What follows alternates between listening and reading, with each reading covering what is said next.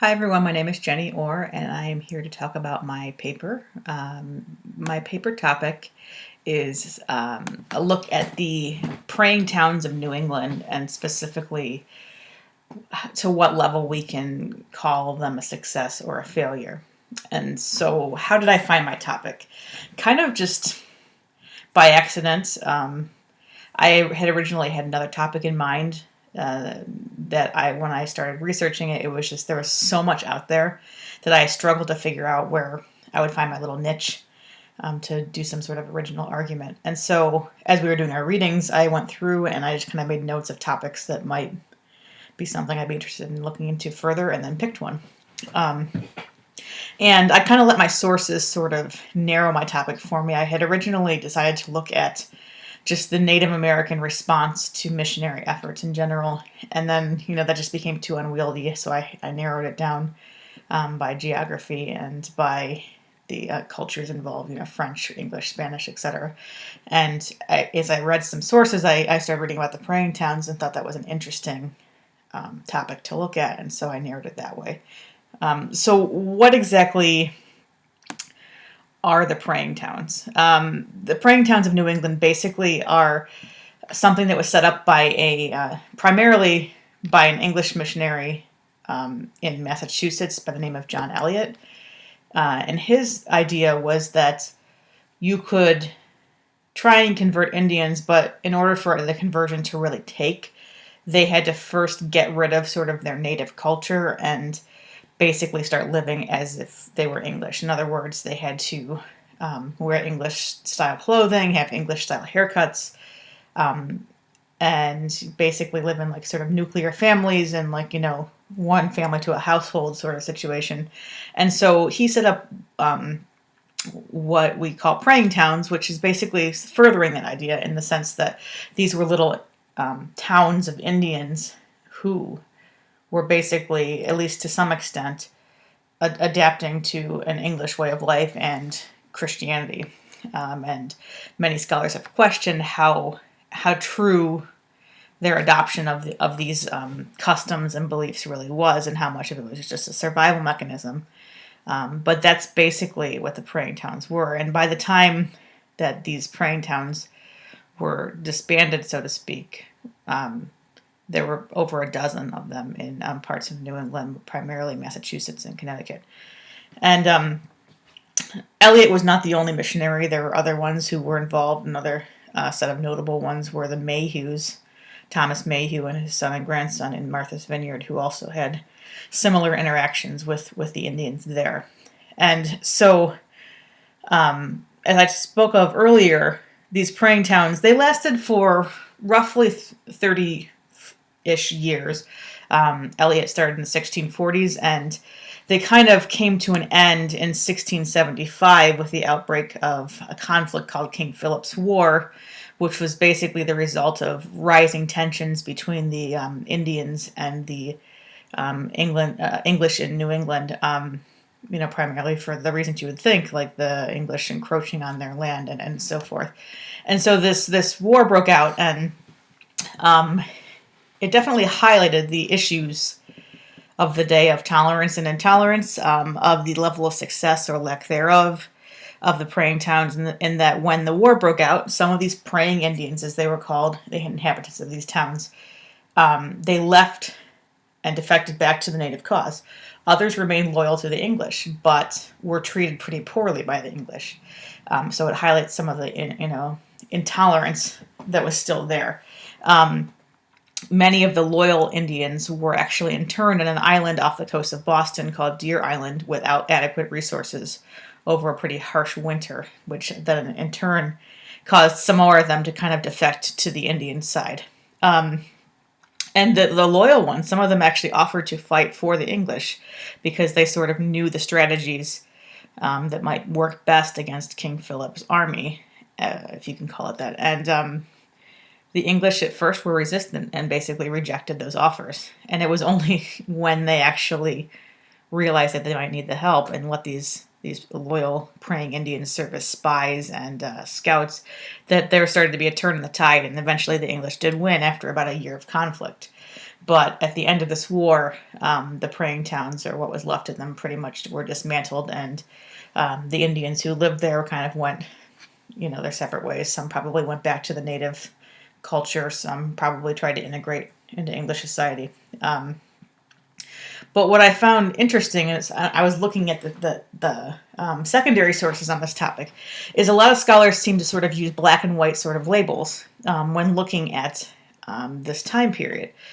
On the one hand, some scholars sort of categorize the Indians sort of as oppressed, and using terms like cultural genocide when looking at the English missionary efforts, and how basically they argue that the missionaries wiped out the Indian culture. On the other hand, some sort of cast the Indians as these resistors, these sort of heroes who stood up against the English and were able to survive. And when you look at that sort of, in these sort of black and white terms, it's very easy to sort of put the labels, or put things into certain boxes. And I think my thesis is basically that there is no such label that really works, and that oftentimes we look at these projects as sort of successes, or more often actually failures. And I think that when you look at the individual level, there are going to be some successes and there are going to be some failures. And I think, again, you can't really just broad-based label things and say, oh, well, the praying towns were a failure because after King Philip's War, they pretty much went away. And while, that's probably mostly true, if you look at the individual level, the lower level, there are some successes, I think, that can be pointed to from the sources. And so when I was looking at primary sources, the one issue that I came across that was troubling or made things more difficult is that almost all of the sources that I found were from the missionary point of view.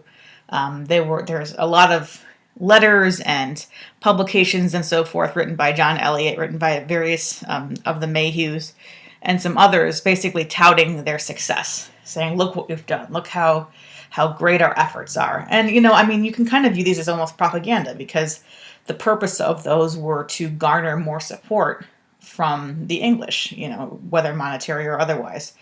And so even these you have to look at sort of and read sort of skeptically, because I'm not even sure that's what they really believed.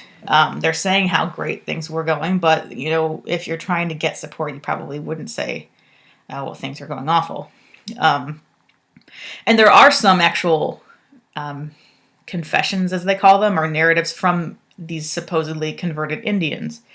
But again, they're not firsthand accounts directly from the Indians' mouth. I mean, they are, at the very least, they are translated by someone from the native language into English. And oftentimes they're compiled and put into one of these publications by John Eliot or by Experience Mayhew. And, they're got to be at least edited, I would argue. And, the translation, who knows how accurate the translation was, what was lost in translation. So those are some of the issues I struggled with. And so when I'm looking at, evidence of successes or failures, it's hard because, these sources are maybe not as pure as I would like. And like I said before, you can't overall label the praying towns as a success, because they weren't. They did not last more than a few decades. But I do think there are some individualized successes. For one, I would argue that the praying Indians had some success if it was their mission to sort of preserve their way of life. Like it or not, they were faced with the incursion of the English into their territory, and English diseases, and even, loss of life in some instances. And I think that, probably it's reasonable to say that some of these guys looked at what was coming and said, okay, how can I make do the best that I can? And they may have decided to set up residence in one of these praying towns because they figured, okay, if I give a little bit, if I, cut my hair the way they want me to, and if I go to church and listen to them preach, then maybe I can at least keep some of my cultural identity. On a day-to-day basis in these praying towns, they were not being ruled by the English. They had their own elections. They had their own, self-governance to speak of. And, they still had their families, their family units, their friends, and probably at least some of their, original cultural heritage was retained. One would argue how much they were able to retain versus how much they had to give up, but they were at least allowed to stay together. They were allowed to stay on a piece of land that was theirs. It may not have been the original land that they had, but there was at least some amount of cultural survival. And I think there's also success on the part of the missionaries. I mean, it would be, I think, wrong to say that there was absolutely no conversion of the Indians. There probably were some Indians who fully embraced Christianity and who really truly did believe and did convert. There probably were some that didn't. But, I think especially this could be true in terms of second generation or third generation praying Indians, the children of those who moved to these praying towns who may have had less ties to their cultural roots and maybe were a little more susceptible to, embracing Christianity. They went to these schools set up for the Indians, and some may even have gone to the Indian College at Harvard. And I think they may have been more susceptible to quote unquote conversion. And I think again, there's also failure. I mean, overall, the praying towns probably were best described as a failure. And I think that we also, as historians, need to question the true amount of conversions that took place. There are lots of sources out there with confessions from the Indians, basically confessing their sin, talking about how awful they are as people and how they embrace Jesus and they pray to him. But if you read the actual language, there are some context clues that can kind of give you at least hesitation as to whether the conversion was true or whether it was done just to kind of take advantage of the system for what they could. For instance, there's one confession that says something to the effect of, "I truly do not pray to God in my heart." Now, on the one hand, you could just say, okay, well, this is sort of akin to how all the confessions of the time were just basically talking about how wicked you are and how you're trying to renounce your sins and so forth. But one could also argue that he's saying outwardly, I'm acting like a Christian because that's what I need to do, but in my heart, I'm still an Indian and I still believe my native religion. It's open to interpretation. And, I think that even the missionaries realized that there was going to be some skepticism about these, because I have read several instances in the sources where they basically say, we know that there are naysayers out there who are going to say that these aren't true conversions and that we haven't done enough, and they sort of explain why they think that they have actually converted people and how they've done the best that they could with the situation. But it's something that we're never truly going to know, especially given the lack of truly primary sources that have not been sort of filtered on behalf of the Indian side of things. So what does it all mean? To me, my paper fits in to historiography in the sense that we can't really define it. I mean, I think it's wrong to put these sort of labels or to pigeonhole the society or in these individual experiences into such sort of rigid constructs like success and failure, or that the Indians were victims or that they were heroes. I think it's, life is sort of a mixed bag, and I think that's the case with this too. I think they're probably, we're somewhere in the middle. There's going to be some individual successes, some individual failures, and I think that that's where my paper fits in, and I would argue basically that we really shouldn't be necessarily trying to so easily categorize things, and that, in fact, we should just look at the individual experiences and see what we can learn from them. So that's pretty much it. I hope you enjoyed my presentation. I look forward to hearing about all your papers and having a good discussion. Talk to you soon.